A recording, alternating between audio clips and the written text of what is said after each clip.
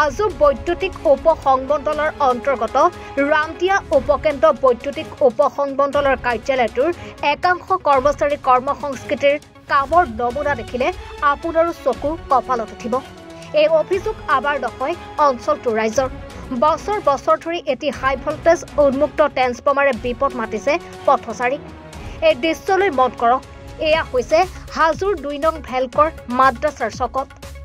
একাংশ লোকৰ অভিযোগ, বাৰম্বাৰ বিদ্যুৎ বিভাগৰ লোকক অভিযোগ কৰাৰ পিছতো কোনো ধৰণৰ এই উন্মুক্ত ট্ৰেন্সফৰ্মাৰটোৰ ব্যৱস্থা নোলোৱাৰ। পথটোৰ ওপৰত থিয় হৈ থকা উন্মুক্ত ট্ৰেন্সফৰ্মাৰটোৰ কাষেৰে বিপদ সংকুলভাৱে পথচাৰীসকলে নিতৌ অহা যোৱা কৰি থকাৰ লগতে কণ স্কুলীয়া ছাত্ৰ ছাত্ৰীও অহা যোৱা কৰি থাকিবলগীয়া হৈছে। উন্মুক্ত ট্ৰেন্সফৰ্মাৰটোৰ আজিলৈ কোনো ধৰণৰ ব্যৱস্থা নোলোৱাত কেইবাটাও পশুধনৰ মৃত্যু হৈছে। ইয়াকে লৈ এতিয়া ৰাইজে মনৰ ক্ষোভ উজাৰিছে বিদ্যুৎ বিভাগৰ কৰ্মচাৰীৰ বিৰুদ্ধে। মাহৰ পিছত মাহ ধৰি দীঘলীয়া বিলৰ তালিকালৈ ধন সংগ্ৰহত ব্যস্ত থকাৰো গুৰুত্বৰ অভিযোগ বিদ্যুৎ বিভাগৰ কৰ্মচাৰীৰ বিৰুদ্ধে।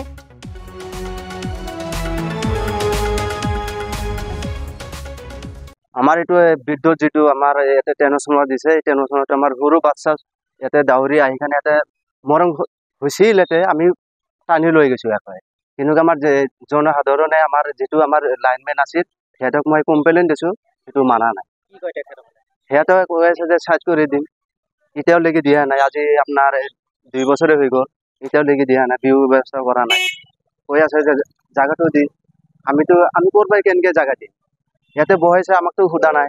আমাৰ ৰাইজে এতিয়া আমাক ইয়াৰ পৰাই ৰাইজে ধৰিছে, ইয়াৰ পৰাই চাৰ্জ কৰি দিব লাগে, সেইখিনি আমাৰ ক'ব লাগে।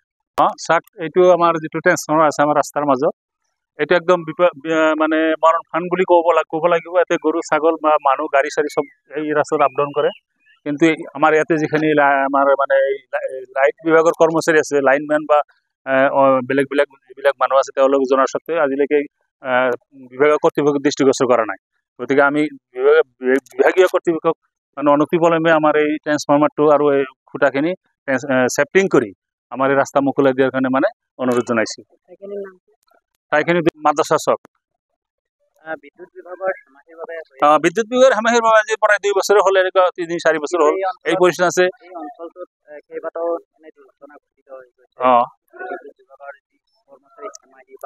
গাফিলতিৰ কাৰণে বিদ্যুৎ বিভাগে হেমাহি আৰু গাফিলতিৰ কাৰণে এইবিলাক মাজে মাজে দুৰ্ঘটনা হৈয়ে থাকে। অলপতে আমাৰ সেইফালে এজন মানুহ মানে এনে হেৰি মৰিছে, ইয়াতে আমাৰ এই চটলাগুৰিত মৰিছে তেওঁ। গতিকে সেই ঘটনা যাতে আমাৰ ইয়াতে নহয়, সেইকাৰণে বিভাগীয় কৰ্তৃপক্ষক আমি অনুৰোধ জনাইছোঁ যাতে এই বস্তুটো অনতিপলমে চেফটিং কৰি আমাৰ ৰাইজৰ সুবিধা কৰি দিয়ে। এখানে 2 নং ভেলকৰ মাদ্ৰাছা চক। হাজোৰ পৰা মৃদুল মজুমদাৰৰ ৰিপৰ্ট, এনি ভাৰত 24।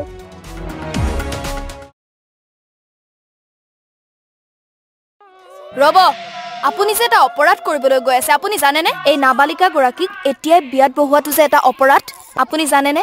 অপৰাধ কেনেকৈ? মোৰ ছোৱালী, মোৰ কথা। তুমি যিয়েই নোকোৱা ভূঞা, 18 বছৰৰ তলৰ যিকোনো কন্যা সন্তানৰ বিয়া দিলেই আইনগতভাৱে এক দণ্ডনীয় অপৰাধ। বিয়া দিয়াজন যিমান দায়ী, বিয়া পতাজনো সমানে দায়ী। এতিয়া তাই পঢ়া শুনা কৰাৰ বয়স, খেলা ধূলা কৰাৰ বয়স। তাইক খেলিবলৈ দিয়ক, পঢ়িবলৈ দিয়ক, আৰু চাব এদিন আপুনি তাইক লৈ গৌৰৱ অনুভৱ কৰিব পাৰিব। এতিয়াই তাইক সংসাৰৰ বোজা দি তাইৰ ভৱিষ্যত জীৱনটো অন্ধকাৰ কৰাৰ অধিকাৰ তোমাৰ জানো আছে? মোৰ ভুল হৈ গ'ল মাজনী, মোক ক্ষমা কৰিবা। শিক্ষা ল'ৰা ছোৱালী উভয়ৰে প্ৰাপ্য আৰু অধিকাৰ। আপোনাৰ কন্যা সন্তানক তাইৰ এই প্ৰাপ্যৰ পৰা বঞ্চিত নকৰাব। বাল্য বিবাহ ভাৰতীয় আইনৰ দ্বাৰা বিহিত এক দণ্ডনীয় অপৰাধ। এনে অপৰাধ কৰি আপোনাৰ কন্যা সন্তানৰ ভৱিষ্যত অন্ধকাৰৰ মাজলৈ ঠেলি নিদিব।